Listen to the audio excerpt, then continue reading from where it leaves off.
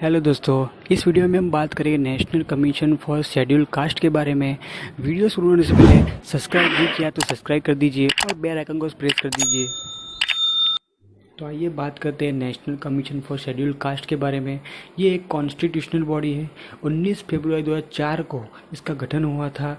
Schedule caste पे होने वाले अत्याचार को रोकने और उनकी सुरक्षा के लिए इंडियन कॉन्स्टिट्यूशन की आर्टिकल 338 के द्वारा इसका डायरेक्टली गठन हुआ था। हालांकि समय के चलते उसमें बहुत सारे बदलाव भी हुए। वो बदलाव क्या थे, आइए देखते हैं। इंडियन कॉन्स्टिट्यूशन की आर्टिकल 338 के अकॉर्डिंग शेड्यूल कास्ट और शेड्यूल ट्राइब के लिए एक स्पेशल ऑफिसर को अपॉइंट करना था। वो स्पेशल ऑफिसर शेड्यूल कास्ट और शेड्यूल ट्राइब के संवैधानिक सुरक्षा उपायों की समीक्षा करेगा और उस समीक्षा की रिपोर्ट भारत के राष्ट्रपति को सबमिट करेगा। और इस स्पेशल ऑफिसर को शेड्यूल कास्ट और शेड्यूल ट्राइब के कमिश्नर का नाम दिया गया।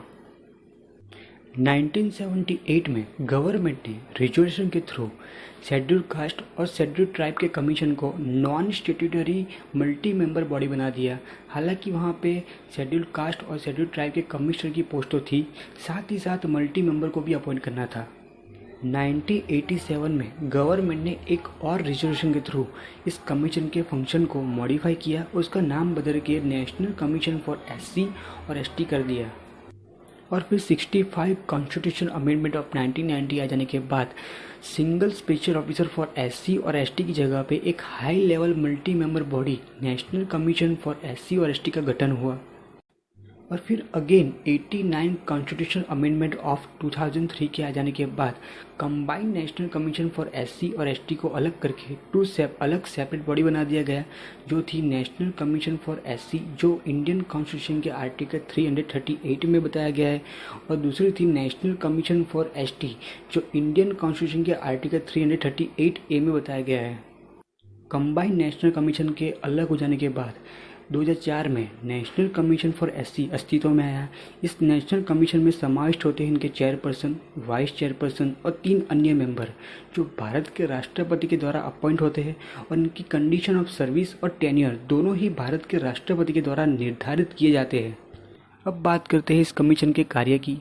पहला है, शेड्यूल कास्ट के लिए कॉन्स्टिट्यूशनल और अन्य लीगल सुरक्षा उपायों से संबंधित सभी मामलों की जांच, निगरानी और उनके कामकाज का मूल्यांकन करते हैं। दूसरा है, शेड्यूल कास्ट को उनके अधिकार और सुरक्षा उपायों से वंचित या नुकसान पहुंचाने जैसी विशिष्ट कंप्लेंट की जांच करते हैं। तीसरा है, शेड्यूल कास्ट के सामाजिक और आर्थिक विकास की योजना में भाग लेते हैं और सलाह देते हैं, और सेंट्रल या स्टेट के अधीन उनके विकास की प्रगति का मूल्यांकन करते हैं। चौथा है, भारत के राष्ट्रपति को वार्षिक या जब समय मिले तब कमीशन के द्वारा लिए गए सभी सुरक्षा उपायों के कामकाज की रिपोर्ट देते हैं। पांचवा है, शेड्यूल कास्ट के प्रोटेक्शन, वेलफेयर और सोशियो इकोनॉमिक डेवलपमेंट के लिए कमीशन द्वारा लिए गए सुरक्षा उपायों और अन्य उपायों की इफेक्टिव इम्प्लीमेशन के लिए केंद्र सरकार या राज्य सरकार को रिकमेंडेड देते हैं। छठा है, शेड्यूल कास्ट के प्रोटेक्शन, वेलफेयर और डेवलपमेंट के संबंध में ऐसे सभी अन्य कार्य जो प्रेसिडेंट के द्वारा निर्धारित किए जाते हैं। अब बात करते हैं इस कमीशन के रिपोर्ट की। ये कमीशन भारत के राष्ट्रपति को हर साल एक वार्षिक रूप से रिपोर्ट पेश करता है। फिर भारत के राष्ट्रपति कमीशन द्वारा की गई सभी रिकमेंडेशन और कमीशन द्वारा की गई सभी कार्यवाही को भारतीय संसद के समक्ष व्याख्यायित करते हैं।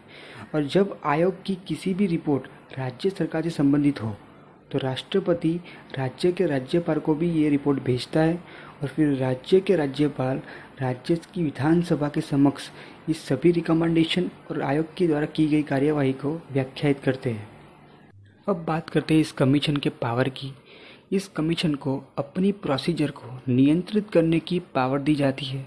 ये कमीशन किसी भी मामले या शिकायत की जांच करते समय इस कमीशन को सिविल कोर्ट की तरह सभी पावर्स दी जाती है, जैसे कि भारत के किसी भी हिस्से से किसी भी व्यक्ति को बुलाना और उनकी जांच करना, किसी भी आवश्यक दस्तावेज की खोज करना, किसी एफिडेविट पर एविडेंस प्राप्त करना, कोई भी कोर्ट या ऑफिस से सार्वजनिक रिकॉर्ड की मांग करना, विटनेसेस और डॉक्यूमेंट की जांच के लिए समझ जारी करना, और अन्य सभी मामले जो भारत के राष्ट्रपति द्वारा निर्धारित किए जाते हो।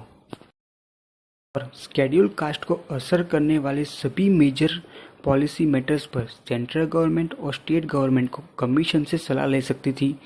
2018 तक इस कमीशन को अदर बैकवर्ड क्लासेस के संबंध में भी समान कार्य करने की आवश्यकता थी। फिर 2018 में 102 अमेंडमेंट एक्ट 2080 के बाद इस कमीशन को इस रिस्पॉन्सिबिलिटी से मुक्त किया गया और 102 अमेंडमेंट के चलते अदर बैकवर्ड क्लासेस के लिए उनके वेलफेयर के लिए national commission for other backward classes का गठन किया गया। इस वीडियो को अच्छे से नोट कर लीजिए और आने वाले वीडियो में हम बात करेंगे बाकी के नेशनल कमीशन के बारे में। अगर चैनल पे पहली बार आया है तो सब्सक्राइब कर दीजिए और बेल आइकन प्रेस कर दीजिए।